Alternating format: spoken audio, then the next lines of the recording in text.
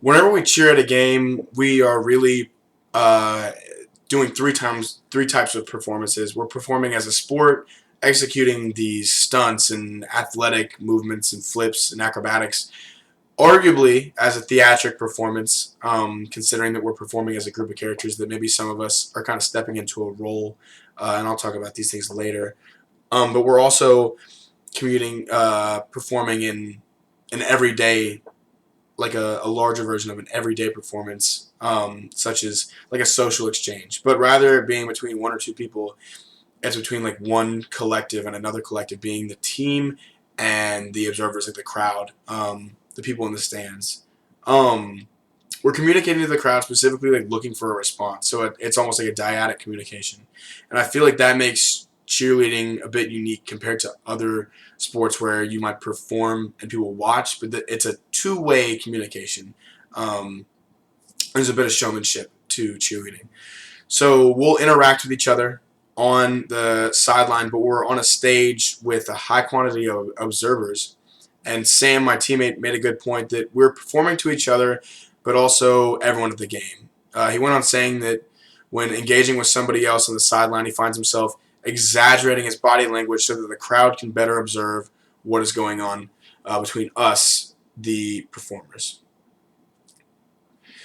Um, at the end of the day, we're here to entertain and get the crowd involved, he said.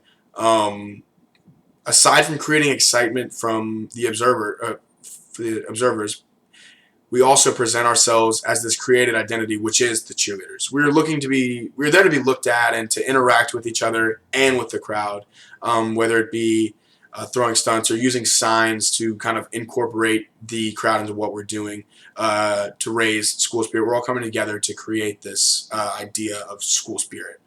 Um, he later goes on to make a point about how being involved with the team has changed his like rituals.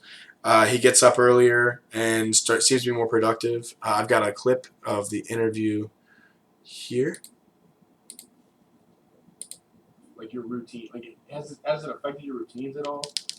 Oh, one. I mean, just like the whole practice thing. Like I had to start getting up at 5 in the morning, study, then either go to work, or I mean, go to class or go to workouts at 9, and then normally like pretty much every day like I'd get out of class around noon, and I'd go to work from noon.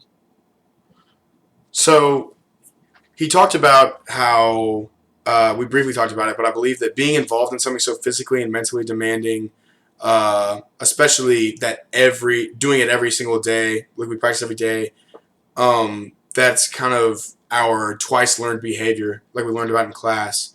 And now that school is out and our schedules are different, we're still repeating these rituals, even though we don't have to. We each agreed that being part of the team became like a 24/7 performance. At the beginning of the year, we have a meeting with the coaches and the spirit coordinator, instills in every person at that meeting that we are ambassadors for the school and then we represent LSU everywhere we go. Some of us don't realize how small or trivial this can be, but we're being put on a platform, and we're being somewhat recognizable, and we're always encouraged to act a certain way in the public eye. And everywhere is a stage, it seems like. For example, let's say you go to buy groceries after practice and you're wearing your practice uniform, just like a shirt, a cheerleading shirt like the one I'm wearing right now. Um, and someone bumps into you and they see you're a cheerleader. You have a certain role you're expected to perform.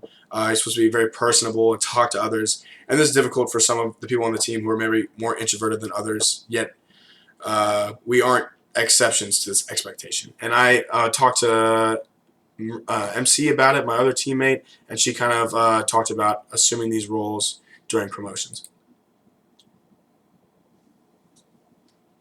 Do you have to be? I mean, yeah, it's the same thing with promos. Like, I just have to be a lot more peppy and stuff like that. So essentially, like she has to step up her character of this cheerleader and has to just be more peppy. We also discussed the change in our social norms. Sam and I came to the conclusion that when we were cheerleading, before we were cheerleading, um, we wouldn't feel comfortable discussing certain things around the girls, and now this change of our social norms is kind of um, another like coming back from this twice learned behavior from mingling with alumni at these promotions. The idea of going out of my way, this Sam said, going out of my way to meet new people isn't as intimidating. MC also noted that Sam and I had lost a certain language filter that guys who didn't cheer still had when talking around the girls.